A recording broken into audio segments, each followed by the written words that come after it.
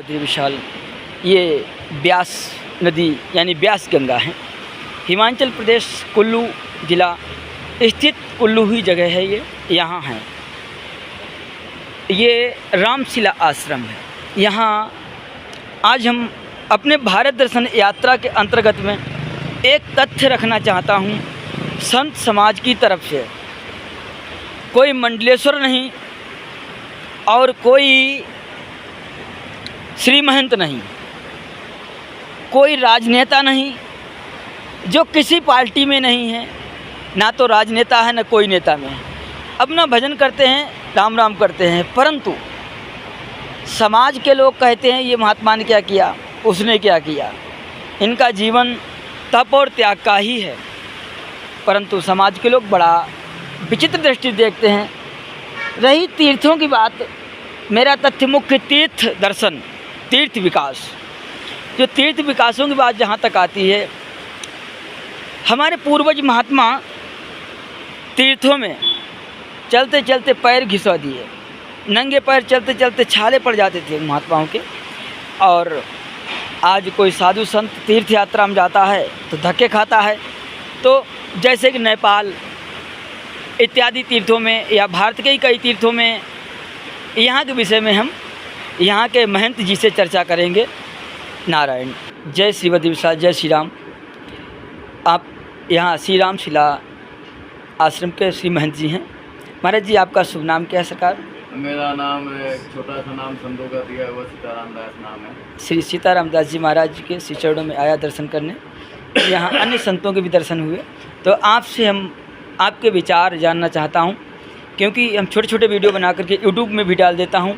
हमारी भारत दर्शन यात्रा के अंतर्गत में संतों के भी दर्शन लोगों को कराता हूँ, जो भी वृद्ध नहीं चल पाते उन महापुरुषों को, और संतों के भी दर्शन होते हैं। एक दूसरे का आदान प्रदान चल रहा है। तो महाराज जी से हम यहाँ के विचार लेंगे। जय श्री राम। महाराज जी थोड़ा बताएं अपने संतों के बारे में। जी, पुरातन है जी, और ये आदि और अनादि है। जी, जितने भी मठ मंदिर हैं भारत के अंदर ही नहीं बल्कि दुनिया के देश के किसी भी कोने में है, जी, जी, उन सब पर हमारे सनातनियों का अधिकार होना चाहिए। जी, लेकिन सनातनियों का अधिकार जो है, सनातन का अधिकार एक ही शर्त पर हो सकता है कि जो हमारा संत समाज संगठित हो, जी, जो कि हम संप्रदाय में ना बटें। जी, जी, कि वो बेंदी वाला, वो श्री वाला, वो जी, लश्करी है, फलाना, चाहे वो शैव हो, चाहे शाक्य हो, चाहे वैष्णव हो, जी, जी, राम इच्छा से जी, हाँ, इन संप्रदायों को मिटाते हुए, क्योंकि ह्यूमन राइट रूल्स है, मानवाधिकार यस, ऐसे बोलते हैं। ह्यूमन राइट जो है उसे मानवाधिकार बोलते हैं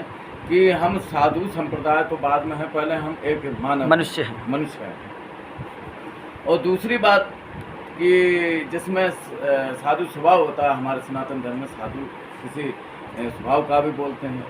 पर बात अब चर्चा यहाँ आती है कि जितने भी हमारे कुटियाधारी हैं या छोटे मोटे आश्रमधारी हैं, संत महात्मा हैं, अभ्यागत महात्मा है, अलंगी हैं, जमात वाले हैं, जो भी महात्मा भारत भ्रमण नहीं पूरा धरती भ्रमण करने पर जो अपने आमादा हुए हैं, जी, जी, जी, बहुत से संत महात्मा अपनी चरण रस पूरे धरती पर बिखेरना चाहते हैं, अपनी वाणी से, अपने कर्मों से, अपने स्वभाव से, अपने तप से। जी, जी, जी, बात यहाँ अटकती है कि हमारे चाहे केंद्र सरकार हो, जी, जी, चाहे राज्य सरकार हो, जी, क्या हमारे कुटिया, हमारे महात्माओं को संरक्षण प्राप्त है?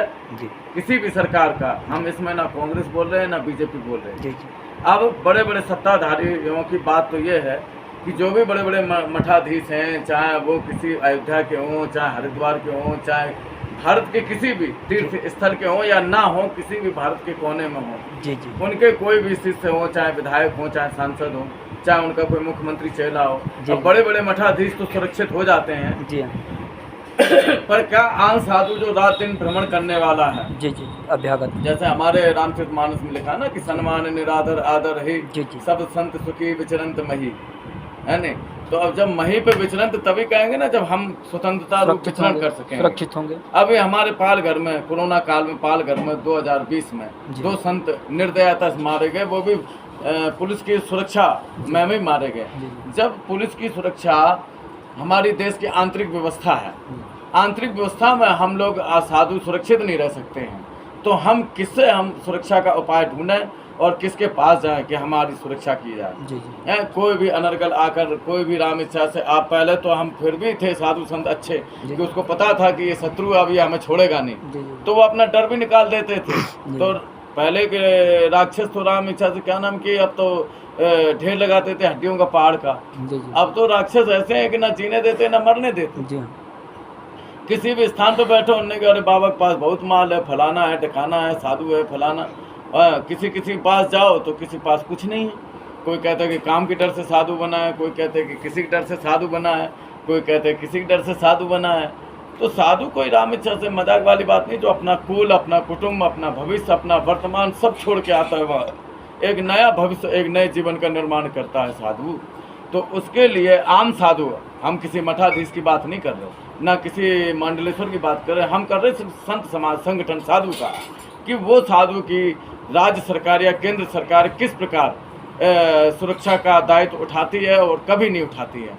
हम वोट तो बड़े बड़े डाल देते कि वो हमारा भगत है, हम स्थान, लोकल स्थान ढूंढते हैं कि हमारे स्थान पर जो भगत सेवा करता है उसके कहने पर हम चाहे बीजेपी में डाल रहे हैं चाहे कांग्रेस में डाल रहे हैं वोट, लेकिन डालते सभी महात्मा हैं। उन महात्माओं को क्या सरकार की तरफ से सुरक्षा मुहैया है, क्या उनकी व्यवस्था है, क्या वो संत समाज राम इच्छा से उनकी कोई संसार में गिनती नहीं है क्या, या बड़े बड़े मठाधीश करने नहीं देते हैं, या बड़े बड़े नेता नहीं करने देते हैं, क्या नहीं करने देते हैं।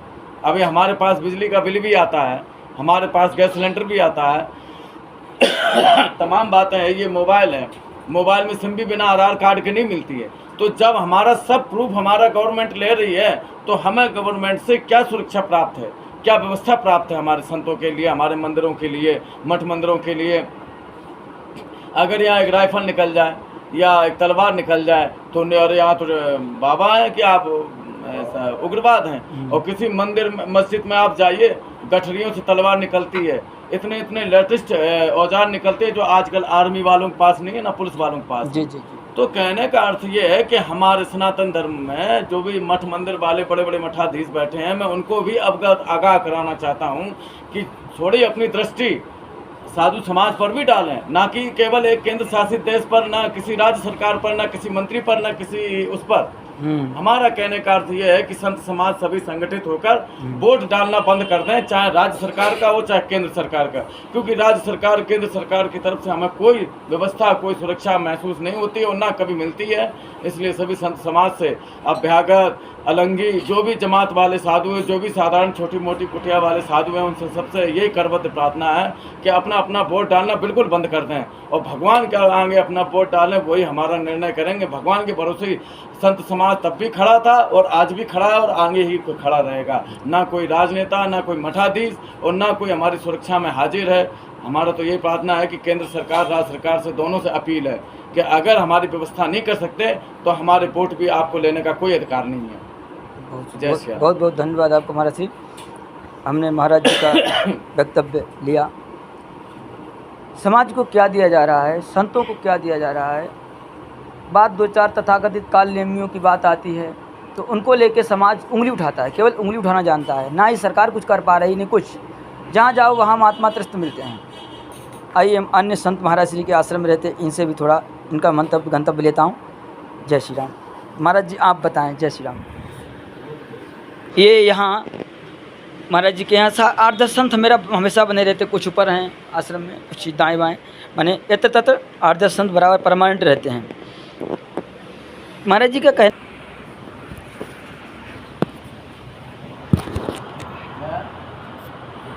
राजनीति ने वोट बैंक में महात्माओं को पीछे कर दिया, इसका आशय क्या है? माने संतों को पीछे कर दिया। वोट के लिए तो महाराज जी हमारे माई बाप नहीं, सब कुछ हैं। जब कुछ देने का नंबर आता है, क्या सुरक्षा समाज अथवा सरकार महात्माओं को दे रही है? जो अभ्यागत विचरण करने वाले संत हैं, महाराज जी ने चौपाई बोली श्री रामचरितमानस उत्तरकांड की। श्री तुलसीदास जी महाराज कहते हैं सब संत सुखी विचरण की मही, विचरण जब ही करेंगे मही में जब सुरक्षित होंगे। जब सुरक्षित ही नहीं है तो विचरण कहाँ से करेंगे? ये महात्मा जन्म ही लेते हैं जगत कल्याण के लिए, और उनको जगत कल्याण पीछा करके लोग अपना कल्याण चक्कर में रहते हैं। क्या त्रस्त करो इनको, जैसे हम चलते हैं रास्ता में तो उनको बहुत लोग मिलते हैं, कल ही मुझे एक मिला, ज़बरदस्ती आधार कार्ड दिखाओ। मैंने हम बहुत बड़ा टेररिस्ट यानी आतंकवादी हूँ, तो मैंने कहा भाई तुझे क्या दिखाई दे रहा, वो बात नहीं। अब हमारा दूसरा विषय ये है, जैसे नेपाल भी महात्मा जाना चाहते हैं, दामोदर कुंड इत्यादि, तो वहाँ पर 40,000 रुपये 80,000 रुपये मांगे जा रहे हैं, वहाँ के 35,000 या 40,000, हमारे यहाँ 80-90,000। तो ये सब फकड़ कहाँ से लाएंगे? हमारे पूर्वजों ने पैर घिस करके तीर्थों को पता लगाया, समाज को बताया। आज जहाँ धन आने लगा है वहाँ पर सरकार पहुँच जाती है, वोट के लिए सरकार पहुँच जाती है, परंतु इन महात्माओं के लिए जाने के लिए आने के लिए क्या है, क्या सुरक्षा है? इनको कोई भी लटका जाए चला जाएंगे, माने फ्री के हैं? बिल्कुल नहीं, ऐसा नहीं करना चाहिए। इधर हमने 2019 में जब अनशन किया था बद्रीनाथ में दर्शन करने के लिए भगवान के, तो हम पे कहा गया था, वहाँ का जो मुख्यमंत्री था वो व्यक्ति ने कहा था कि संत हमारे राष्ट्र की धरोहर हैं, तो तुम राष्ट्र की धरोहर की दुर्दशा कर रहे हो और अपेक्षाएं बड़ी बड़ी कर रहे हो। एक भी वोट महात्मा ना दें, सबको दांत खट्टे हो जाएंगे भारत के। जय भारत, जय हिंद, जय श्री बद्री विशाल।